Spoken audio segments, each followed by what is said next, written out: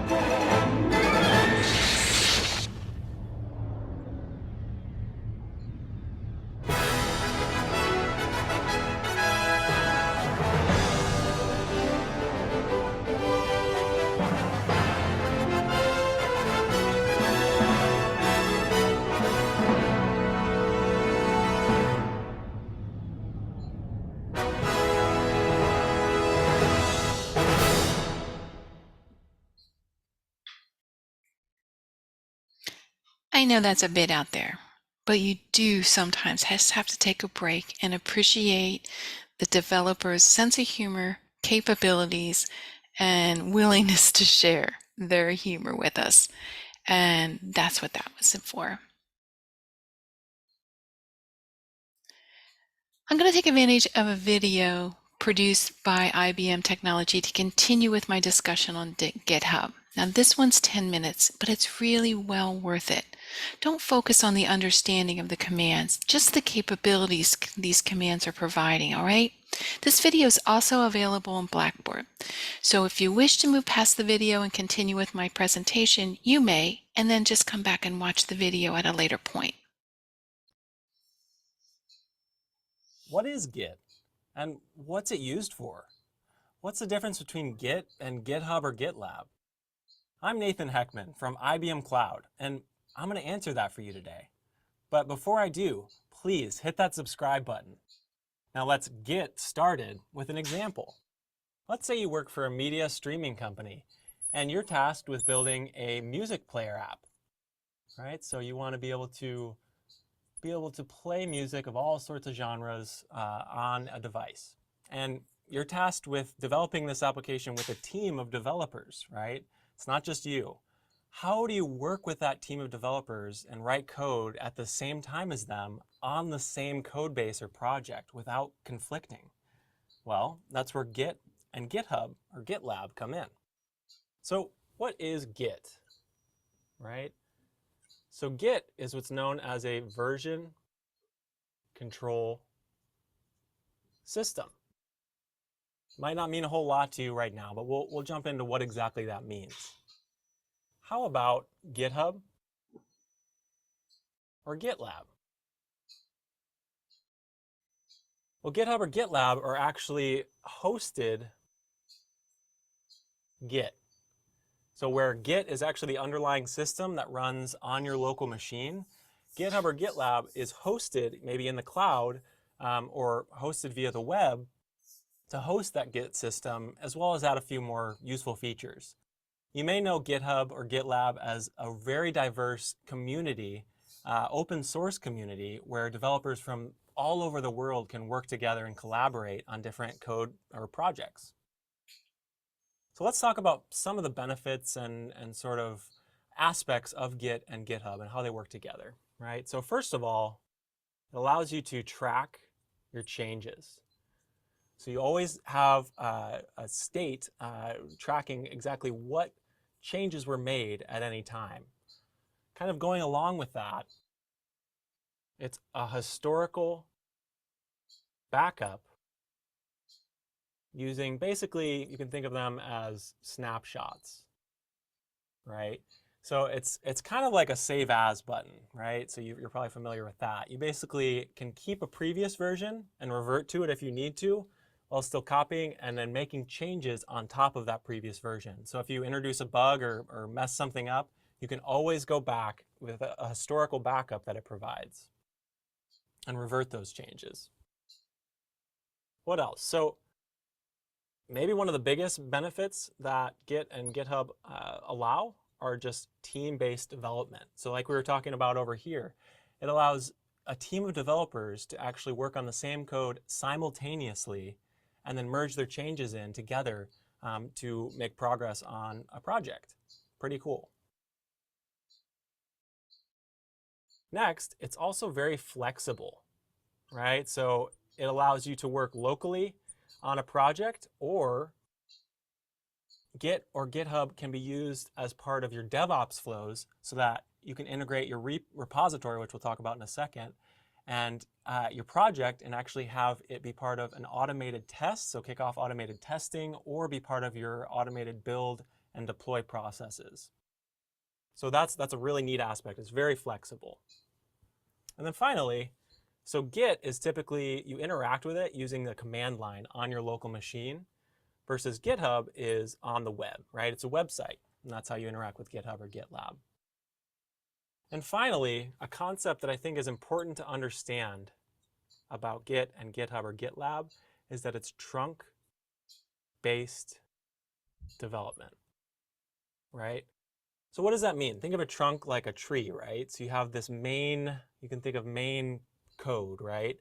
And you as a developer maybe will want to branch off of that main branch of code, make some changes, and then merge your code back into that main branch. And over here you might have another developer that branches off of the main branch, makes some changes, and then merges back into that main branch. That's trunk-based development. All right, let's dive into our example and see what exactly this looks like, right? So let's say that you have what's called a repository, right? So repository, what's a repository? It's a place to store your code and your changes to code. And in this case, it's going to be hosted on the cloud or in the web on GitHub or GitLab, right? And at the same time, let's say over here that I want to work on this code base on my local machine, right? So how do I do that? Well, I need to do what's called clone this repo onto my local machine, and I create, remember our trunk-based development, I create a branch of code called Nathan branch. So that's where I'm going to be making my changes to the code base. And let's say, well, what changes do I want to make, right? Well, I'm a huge bluegrass fan, okay? So I want to make the homepage of the application feature bluegrass. So down here, let's say that I have my application, and we call this our working copy. Okay, so this is where I'm going to actually be making changes to that working copy to feature bluegrass music on the application homepage. Great.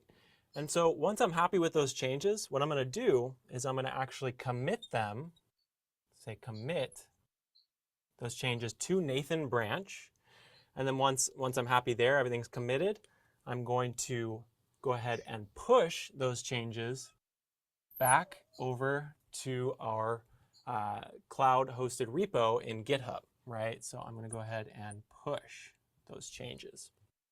Perfect. Happy with that, right? Let's make it a little more complicated. So over here, my coworker, Greg, is also wanting to make some changes to the application home screen. And now he happens to be making these changes before I pushed up my bluegrass changes back to the we'll call this the main branch, right? So he doesn't have my changes yet. So when he clones down to his local machine, He wants to make some changes. He has a little different style preference for music. He's a huge rock fan, okay? And so over here on his working copy, he's going to make the home screen feature rock music, right? And so when he goes ahead and he makes those changes and then he commits them back to what we call Greg branch, he's happy with those changes. He wants to go ahead and merge those or push them back to the main branch, right? So let's see, what does he need to do in order to do that? Well, he'll actually need to pull and merge whatever is in the main branch. Because at this point, as he's been working, I've already pushed up my bluegrass changes. So now he has to pull those down into his Greg branch and merge them. Uh-oh, guess what? There is what's called a merge conflict. That happens right here, right? So when he's pulling down those changes, he's been modifying the same code. So there's a conflict that he needs to resolve there. So what does he do? Like any good coworker, he compromises, right? So he makes the main screen of the app feature both bluegrass and rock. So he makes those changes in his branch, and he's ready to actually get those back in the main branch. So the next step he needs to take is he needs to submit what's called a pull request. You may have heard folks talk about a PR, right? That's what a pull request is. What is it? It's basically a way for him to say, hey, these are the changes that I want to make. And it can be viewed in GitHub or GitLab so that anyone on the development team, like Nathan, I can go ahead and look at those changes. I say, good job, Greg, looks great. And I can approve the pull request and then get those changes merged into the main branch so that you'll see the final version of the application looks awesome. Bluegrass and rock both featured on the main page. Awesome. So hopefully this makes it clear about what exactly Git is, how is it related to GitHub and GitLab, and how are they fundamental to developing applications not only by yourself, but as a team of developers. Thank you. If you have questions, Sometimes in life, I find there are just other people who are doing something so much better than I ever could. And that video is an example of it. Now, yes, I could just have left it inside as a resource in Blackboard, hoping you were going to watch it. But now that you've watched it, I think you really get the great fundamental feeling of what this Get is and what it can do for you without all of the deep dive details you have to do and read about the code that's involved. His display and explanation using his little board, perfect.